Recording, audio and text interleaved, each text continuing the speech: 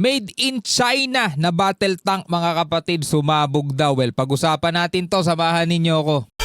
I'm just a young nigga chillin' on a block. First time I seen ice was a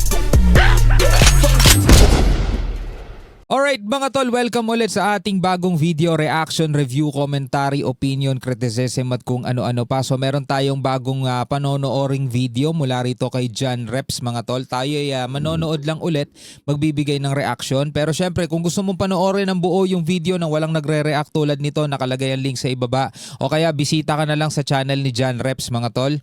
Pero bago natin to simulan, huwag niyong kalimutan mag-subscribe. Click nyo na rin ang notification bell para ma-notify ka whenever na may mga bago tayong reaction video tulad nito. At syempre mag-subscribe ka rin dito kay John Reps sa mga ganitong klaseng balita, no?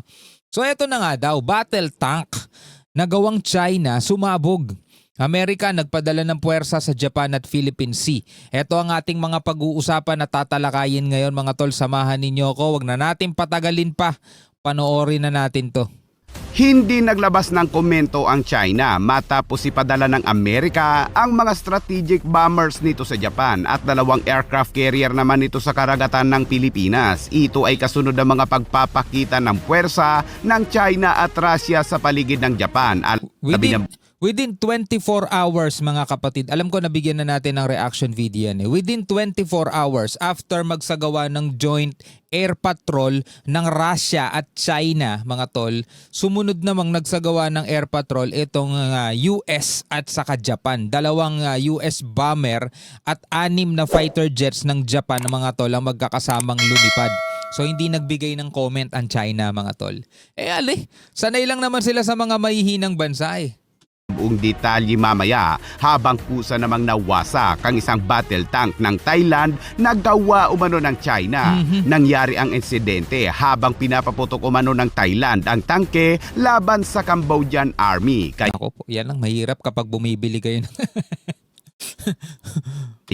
Okay lang sana yung mga disposable na gamit, mga simpleng gamit pambahay lang. Okay lang yun, bili kayo made in China. Pero pag mga ganito mga bagay, nako. Pinapaputok umano ng Thailand ang tangke laban sa Cambodian Army. Kaya't para malaman ang buong detalye ay tumutok at makinig na mabuti. Alright, subscribe kay John Reps.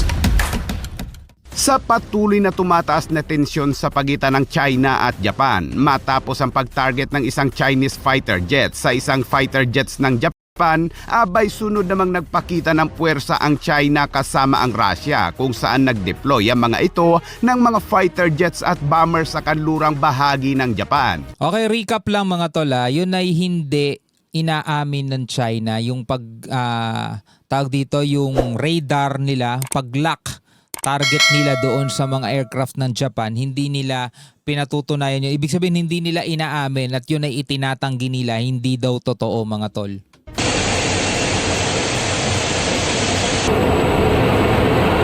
Ayon sa report ay 2 umanong bombers ng Russia at 2 bombers naman ng China ang lumipad kasama ang mga fighter jets ng parehong puwersa. At isang araw matapos ang joint exercise na yan ng China at Russia, ang mga puwersang panghimpapawid naman ng Amerika at Japan ay magkasamang lumipad naman sa paligid ng Japan. Pakitaan ng puwersa oh.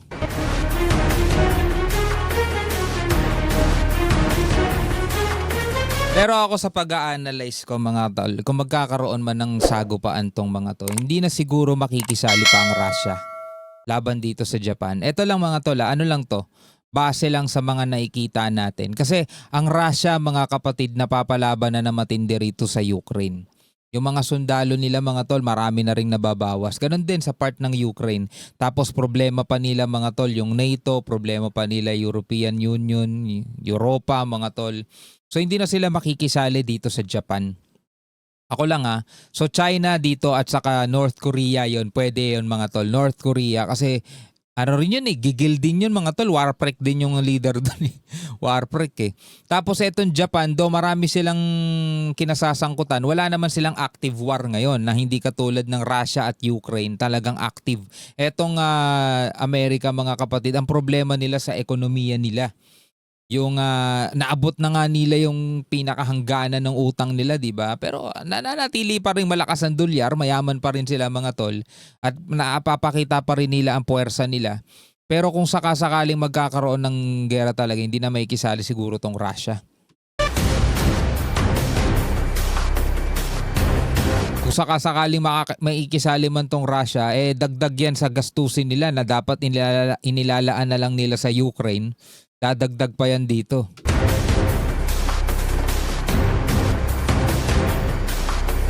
Sinabi ng opisyal ng Japan na 2 B-52 strategic bombers ng Amerika, 3 Japanese F-35 stealth fighter jets at 3 F-15 fighter jets nito ang nagsagawa ng kanila magkasanib na mga pagsasanay. Pero itinanggi ng Japan na ang pagsasanay na ito ay hindi umano bilang tugon sa mga agresibong hakbang ng China. Sinabi ng Japanese Joint Staff na muli lamang pinagtibay ng magkaalyado ang matibay na determinasyon na pigilan ang mga unilateral na pagtatangka na baguhin ang status quo sa pamamagitan ng puwersa at ang kahandaan sa pagitan ng SDF at ang mga puwersa ng Amerika. Kasi itinatanggi man ng China, mga tol, pero eto talaga yung nakikita ng buong daigdig. Binabraso nila, mga kapatid, ang mga bansa sa paligid nila para magbago yung norms, para magbago yung status quo, yung normal. Ibig sabihin kasi ng status quo, yung eto na yon.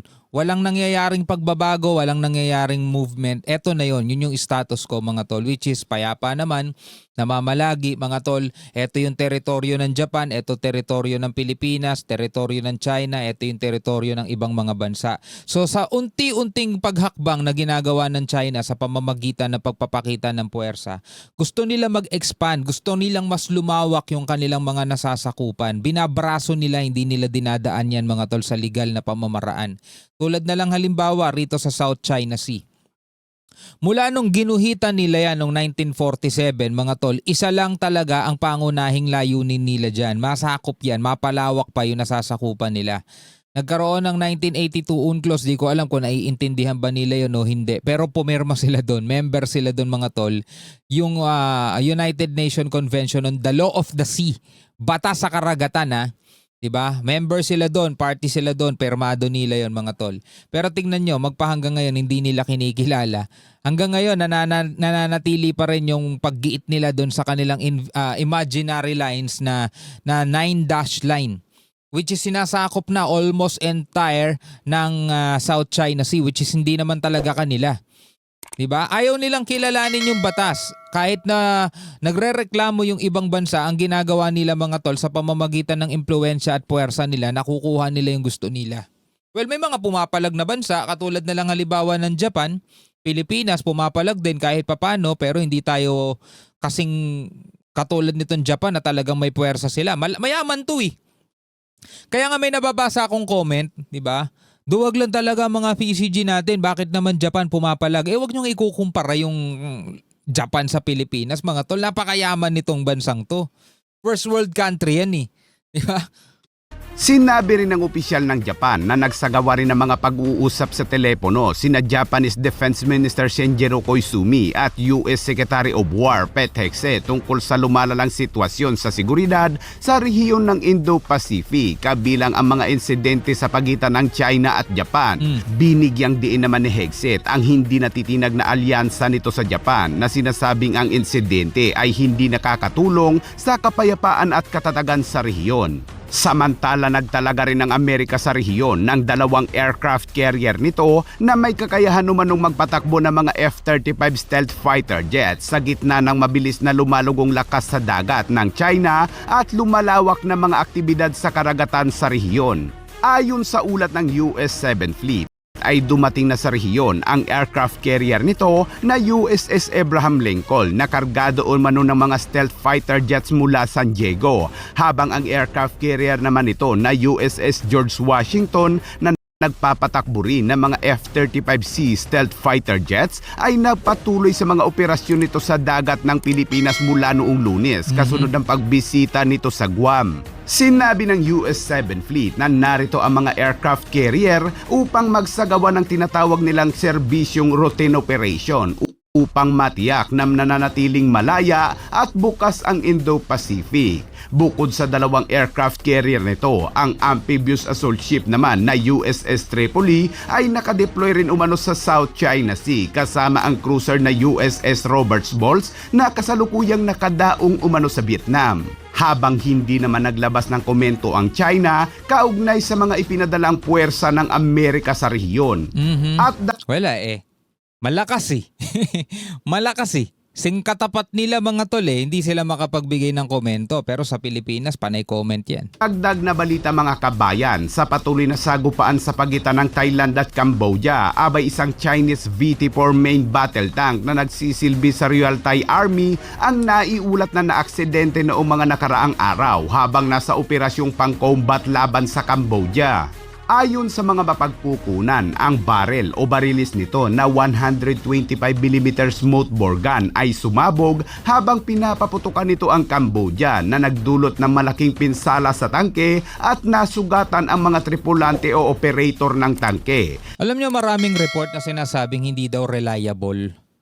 Hindi daw talaga reliable itong mga gawang China, mga tol. Kaya kung lalaban sila sa aktual na labanan, kasi iba yung minomodel eh.